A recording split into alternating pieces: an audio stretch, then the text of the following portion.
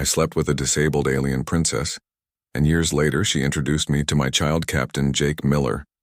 Stood on the bridge of his ship looking at the strange purple planet below. The year was 2387, and humans had been exploring space for over 200 years, but they had never seen anything like this world. The planet was called Zephyria, and it was home to a race of beautiful alien women called the Zephyrians. These aliens looked almost human, but their skin had a soft blue glow, and their eyes were silver like starlight. They were known across the galaxy for being peaceful and very intelligent. Jake was 28 years old and had been commanding deep space missions for 5 years. He was tall, with brown hair, and kind green eyes. His mission was to establish peaceful contact with new alien races and help them, if they needed it. When his ship landed on Zephyria, the alien leaders welcomed him with great ceremony. They brought him to their crystal palace, where he met Princess Lyra. She was the most beautiful being he had ever seen, with long silver hair and gentle silver eyes that seemed to hold the wisdom of ages. But Jake noticed something else about the princess. She moved with the help of a special floating chair. Her legs did not work properly due to an injury she had received during a terrible war years ago. Many of her people treated her differently because of this, and some even thought she should not be their future queen. Jake did not care about any of that. He saw only her intelligence, her kindness, and her beautiful spirit. They talked for hours about their worlds, their dreams, and their hopes for peace between their peoples. Princess Lyra was amazed by human determination and strength.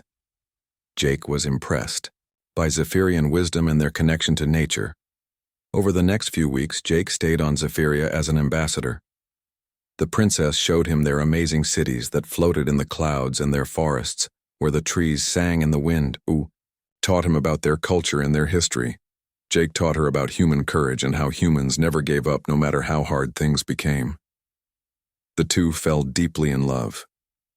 Princess Lyra had never met anyone who treated her as an equal, and saw, past her disability, Jake had never met anyone who understood his love for exploration and discovery. They spent many beautiful nights together under Zephyrus, 3 moons, talking about the future they could build together, but their happiness was threatened. The Zephyrian Council was not happy about their princess loving a human alien.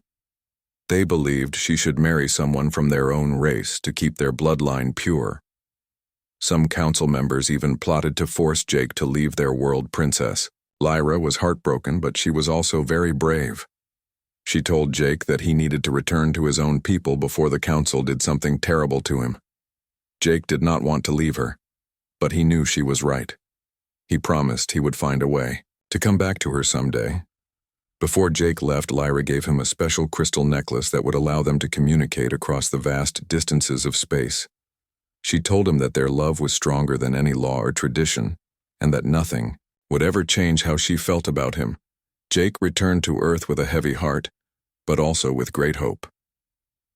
He spent the next few years working to convince the human government to create stronger ties with Zephyria. He became one of the most respected diplomats in human space and fought hard to change how humans thought about alien relationships. Meanwhile, Princess Lyra became queen of her people, despite the council's objections. She proved that her disability did not make her weak, and she led her people through difficult times with wisdom and strength. She often touched the crystal Jake had given her and sent him messages of love across the stars. 5 years passed. Jake had become Admiral Miller and was in charge of all human diplomatic missions. He had never married and never stopped thinking about Lyra. He had received her messages through the crystal, but recently they had stopped coming, and he was very worried. Then one day a Zephyrian ship arrived at Earth. The message it carried was simple: Queen Lyra requested Admiral Jake Miller to come to Zephyria immediately. For a matter of great importance, Jake did not hesitate. He took his fastest ship and flew across space to reach his beloved. When Jake arrived on Zephyria, he was surprised to see that Queen Lyra was waiting for him at the landing pad. She looked even more beautiful than he remembered, but there was something different about her. She seemed nervous and excited at the same time. Lyra took Jake to a private garden in her palace where they could talk alone. She held his hands and told him something that made his heart stop beating for a moment. She had given birth to his child 3 years ago, a beautiful little girl who had both human and Zephyrian features. Jake was shocked and amazed. Lyra explained that she had kept their daughter secret to protect her from those who would not accept a half-human child. But now their little girl was old enough to meet her father, and Lyra could not keep this secret anymore. She led Jake to a playroom where a small girl with brown hair like her father's and silver eyes like her mother's was playing with floating toys. The little girl looked up and smiled, and Jake felt his world change forever.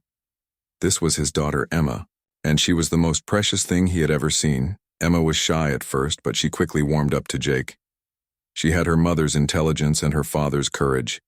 She could make flowers bloom with her touch like other Zephyrians, but she also had human strength and determination that amazed everyone around her. Jake learned that Emma was special in ways that no one had expected. She could communicate with both humans and Zephyrians better than anyone. She could solve problems that had puzzled the greatest minds of both races. She was truly the bridge between two worlds. Queen Lyra told Jake that she wanted Emma to know both sides of her heritage. She wanted their daughter to grow up understanding both human courage and Zephyrian wisdom. She asked Jake if he would stay on Zephyria and help her raise their amazing child. Jake did not need to think about his answer. He had found his family and his purpose. He would stay with Lyra and Emma and help build a future where humans and Zephyrians could live and work together in peace.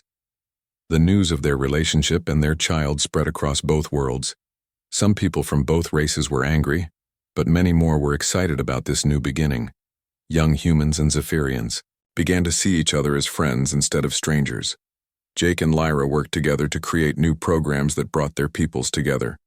Emma became a symbol of hope and unity, showing everyone that differences in appearance or ability did not matter when hearts were filled with love and understanding. Years later, when Emma was grown up, she became the first human Zephyrian ambassador. She traveled between worlds, helping other races learn to work together. She often told people the story of how her father saw past her mother's disability and how her mother saw past species differences to find true love. The galaxy became a more peaceful place because two people chose love over fear.